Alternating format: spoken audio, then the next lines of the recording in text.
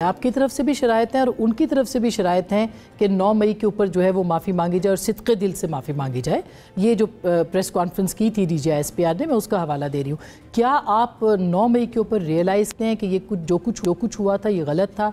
इसके ऊपर आप सरेंडर कर सकते हैं, आप कह सकते हैं कि माफ़ कर दें या ये गलत हुआ है? जहाँ तक बातचीत का ताल्लुक है, डायलॉग का ताल्लुक है, तो उस पर कोई प्री कंडीशन नहीं होने चाहिए।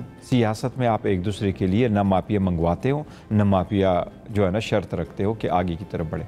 जहाँ तक 9 मई का ताल्लुक है तो मैं आपको उनकी एग्जैक्ट फिगर्स बताता हूँ। 9 तारीख को हुआ, it was a set day, जिस तरह हुआ नहीं होना चाहिए था, लेकिन 9 तारीख को हुआ। खान साहब 12 तारीख को सुप्रीम कोर्ट आए। सबसे पहले जब उनसे पूछा गया, न सिर्फ उन्होंने मजम्मत की, बल्कि कहा मैं तो जेल में था, मुझे तो न कोई अखबार है, न मेरे पास TV है, मेरे पास तो कुछ है नहीं जिसके मैं करूँ। बाद में जब एक 266 फॉर्मेशन कमांडर फॉर्मेशन एक कॉन्फ्रेंस हुई थी, उस कॉन्फ्रेंस के जो डेटो आया वो खान साहब जेल में थे और खान साहब ने वहाँ उसी वक्त कह दिया कि मैं इसको सपोर्ट करता हूँ, जो लोग इन्वॉल्व है उसके साथ। 10 मई को वो हाई कोर्ट में पेश हुए और उसमें उन्होंने कहा कि अगर मुझे दोबारा गिरफ्तार किया जाएगा तो भी इसी तरह से होगा। इसका मतलब है कि उन्होंने कंडेम नहीं किया और सुप्रीम कोर्ट के बार बार कहने के ऊपर उन्होंने कहा कि ऐसा नहीं होना चाहिए। नहीं, सुप्रीम कोर्ट ने भी कहा, सुप्रीम कोर्ट में कोर्ट हाई कोर्ट में भी कहा, जेल में जब अभी उनका ट्रायल चल रहा था तो वो सारी स्टेटमेंट खान साहब की मौजूद है कि सारे लोग इस इशू को कंडेम कर चुके हैं। उनका कहना ये था कि आप कमीशन बनाएं, CCTV फुटेज दे दे, बाकी भी चीज़ें दे दे, इसको इंडिपेंडेंटली कर ले, सबको सुन ले, जो लोग इन्वॉल्व है आप उनको सजा दे, जो नहीं है उनको तो छोड़ दे। बहुत सारे लोग इसमें हैं, लेकिन एक चीज़ है जो आज मैंने कहा है कि ये धूल अब भेटनी चाहिए। द रीज़न बीइंग कि ये आपके मुज़ाकरात में और फ्यूचर जाने के लिए ये आड़े नहीं आना चाहिए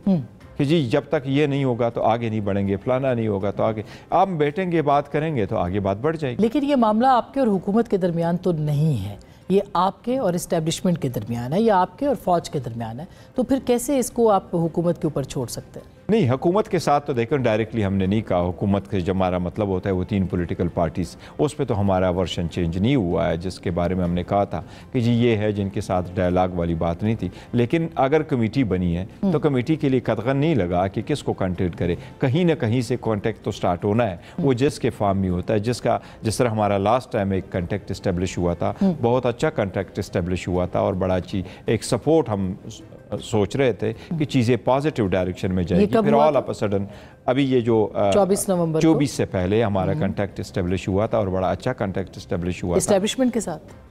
देखिए समझे जो भी कॉन्टैक्ट था, हमारा कॉन्टैक्ट तो इस्टेब्लिश हुआ था जिस तरीके से हम आगे बढ़ रहे थे, लेकिन चीज़ें all of a sudden came to a stand still.